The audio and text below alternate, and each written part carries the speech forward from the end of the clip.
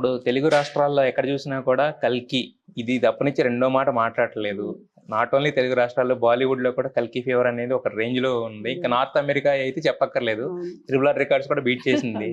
ఈ రోజు sudden first day collection చూసుకుంటే కూడా 190+ crores మ్యాగ్నమ్ ఓపస్ అని చెప్తున్నారు అందరూ. మరి ఎలా అనిపిస్తుంది కల్కి టాక్ ఇది వింటుంటే? ఒక అసలు 2 days నుంచి చెవులకి ఇంకో మాట వినిపించట్లేదు. కలికి కలికి డార్లింగ్ ప్రభాస్ అని అందరూ అంటే ఫ్యాన్స్ ఎలాగో అభిమానంతో చెప్తారు. అది ఫ్యాన్స్ అనే కాకుండా ఫ్రెండ్స్ మొత్తం విదేశాల్లో ఉన్న నాకు తెల్లవారుజాము నుంచి నైట్ కూడా నాకు మెసేజ్లు పెట్టారు అమెరికా నుంచి. ఓకే, మీకు జాగారం అన్నమాట మొదలైంది. అసలు నిద్రపోనే లేదు.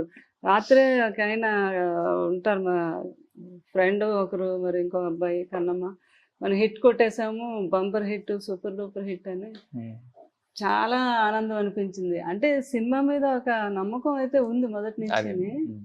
నాగి గారి మీద నమ్మకం బాగా.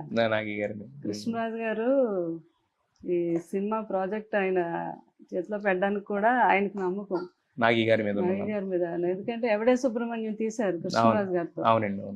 రోలు పెద్ద లెంత్ ఉండకపోయినా అది చాలా అద్భుతమైన పేరు వచ్చింది కృష్ణరాజు గారికి కూడా. అది అప్పుడు చూశారు నాగి గారు తీయటం, ఆ విధానం. అది మూవీ చిన్నది కదా, ఆయన పెద్ద హంగామాతో తీయలేదు ఆ సినిమా.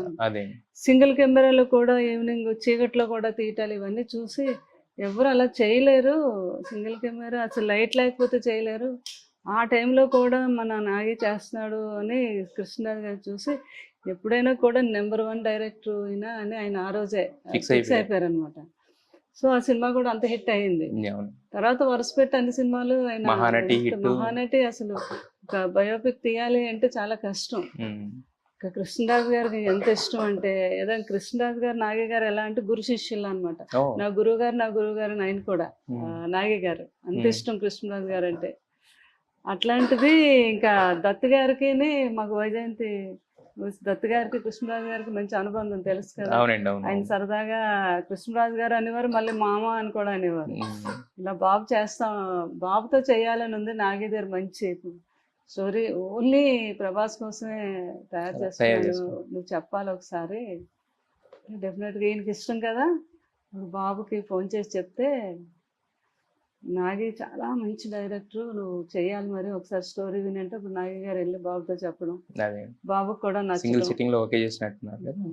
అయితే నిన్న ఈ సినిమా హిట్ అయ్యాక కూడా బాబు అదే చెప్పారంట. నాగి గారు ఏంటో ఆ రోజే నాకు పెదనాన్న గారు చెప్పారు, అదే ప్రశంసలు ఈ రోజేమో ఆయన అందుకుంటున్నారు ఈ మూవీతో అని చెప్పారండి బాబు కూడా. అదే కృష్ణరాజు గారు ఉన్నప్పుడు మొదలుపెట్టిన ప్రాజెక్టు ఆయన ఉంటే గనక ఖచ్చితంగా ఆనందంగా ఉండేది. బట్ ఆయన ఎక్కడున్నా కూడా చూస్తూనే ఉంటారు, ఎప్పుడు ఆశీర్వదిస్తూనే ఉంటారు.